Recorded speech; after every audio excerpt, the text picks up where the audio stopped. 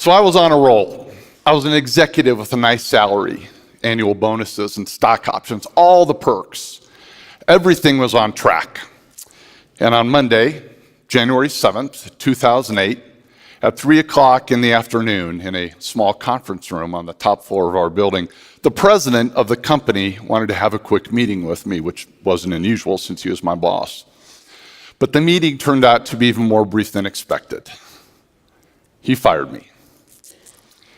And I'll never forget how his words just sucked the breath right out of me. And I left the conference room in a dazed state, and I went home and curled up in my bed in the fetal position for 3 hours. And while I could go on in vivid detail about how I felt, what I did to my self-esteem, my finances, and so on, what I now realize is while that event created the greatest amount of discomfort I had ever felt, it was that discomfort, the departure from my ordered life, that forever changed it for the better. You see, friends, what makes you comfortable can ruin you. And what makes you uncomfortable is the only way to grow. Let me say that again. What makes you comfortable can ruin you, and only in a state of discomfort can you continually grow. Now, I suppose if on January 8th, somebody come up and said, "Gee, buddy, getting fired's a good thing, because now you're really going to grow," I probably would have smacked them. But pretty quickly, I became motivated to start a new journey. And after a couple of years of work with my new team and a PhD friend at the University of Nebraska, we had this epiphany on how to illustrate and apply the science of discomfort and growth. We called the concept the growth rings. The growth rings represent living environments that promote or hinder growth. And that includes everything from your place of work to even a fishbowl. You see, what dictates the size of a goldfish is its environment. And while this goldfish lives in a very safe environment, it's also very limiting in most every way. And when placed in a more robust environment, like say a small pond, this can be the result. Now, it also means he could be eaten. But friends, this is you.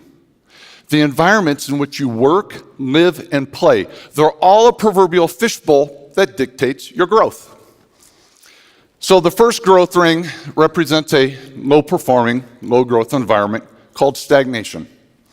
Stagnation is understood by having to follow too many steps and permissions and minutia that stifles creativity, independent thought, and action.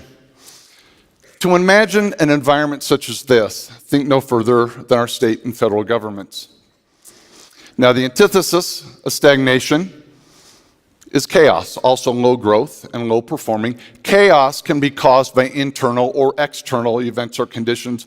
We see chaos occur at times in business mergers, natural disasters, and horrific events like 9/11.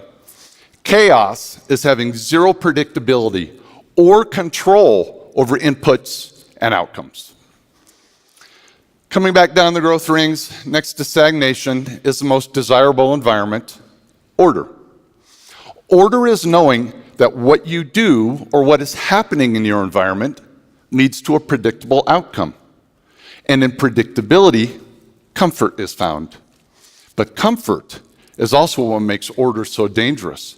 Because science shows that anytime you continually do something or even think about something the same way, you'll eventually stop growing. And this applies to every living thing, even our dog. You see, if Aspen had a chance, she'd choose comfort 6 days a week and twice on Sundays. But too much growth-limiting order would have prevented her from becoming a therapy dog. And had this been allowed, think of the lives this gentle soul would not be touching today. So before your order continues to limit the way you think and act, remember what I said earlier. Growth only occurs in a state of discomfort. Now think about the power of that phrase. Growth only occurs in a state of discomfort. I can unequivocally state I wouldn't be standing on this stage today without my uncomfortable, order-disrupting day 9 years ago. By the way, I'm not recommending you go get fired to see if it leads to a TED Talk, but when you feel discomfort hit, That means you've entered the complexity ring. Complexity is nothing more than changed order. But when your order is changed, outcomes are no longer predictable, and it's unpredictability that makes you uncomfortable. And while most times your visceral response to discomfort is not just no, but hell no, you can actually learn how empowering it is to consciously acknowledge discomfort and then, when appropriate, choose complexity over order. And I know seeking discomfort sounds odd, and not many people do it, but you have to learn to embrace it because it's the only environment where sustained or exponential growth can occur. Okay, to weave high growth complexity into the fabric of your lives, there are three primary ways it can be triggered. Complexity trigger number one is it can be forced upon you. When I got fired, I didn't have a chance to stay in order. Complexity was selected for me. And when this happens, how much you grow depends on how you respond to it. Now, I could have remained angry. I could have used it as an excuse. But what I actually learned is that I suck as an employee. And I'm much better off accepting the risks of running my own company. Complexity trigger number two, someone can help you get there. This is the role of parents, teachers, coaches, and bosses, because left on their own, people will consciously or subconsciously select the comfort of order. And they then need to be pushed into complexity in order to continue growing. My youngest daughter spent most of her high school life training to play tennis. And her coach was pretty familiar with our work on complexity and the growth rings. So I called him up one day to check on Maddie's progress, and I was able to phrase my question like this. I said, "Hey, Lee, how long has it been since Maddie's been pushed deep into complexity?" Lee's response, "Funny you'd ask, Bill. We got there yesterday. She broke down into tears on the tennis court."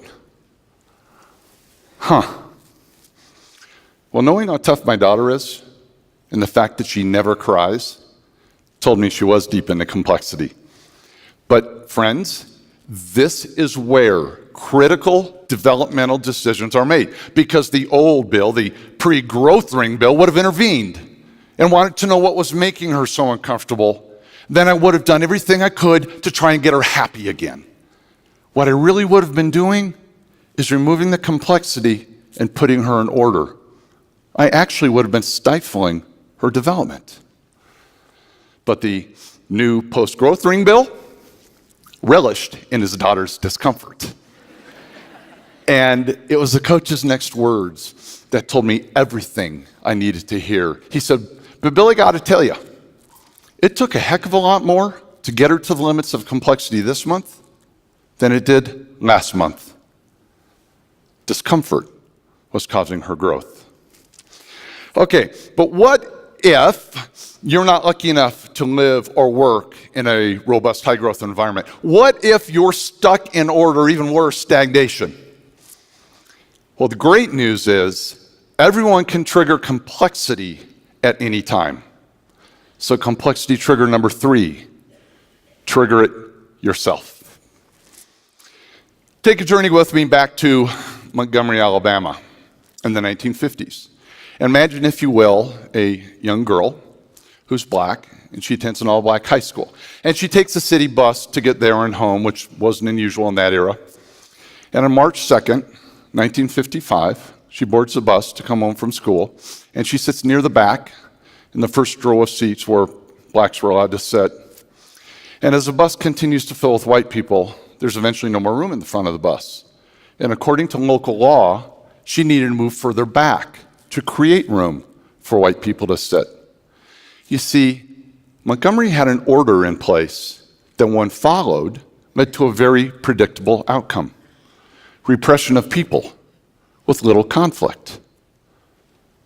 But 15-year-old Claudette Colvin had just spent the last month in high school studying black history, and she was understandably fed up with the historic and existing atrocities. And so on this day, she decided she didn't like Montgomery's order.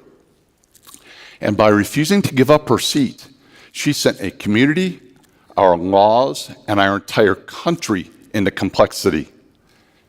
Yes, 9 months before Rosa Parks made her famous decision to stay put, it was a 15-year-old girl that was handcuffed, dragged from the bus, and taken to prison.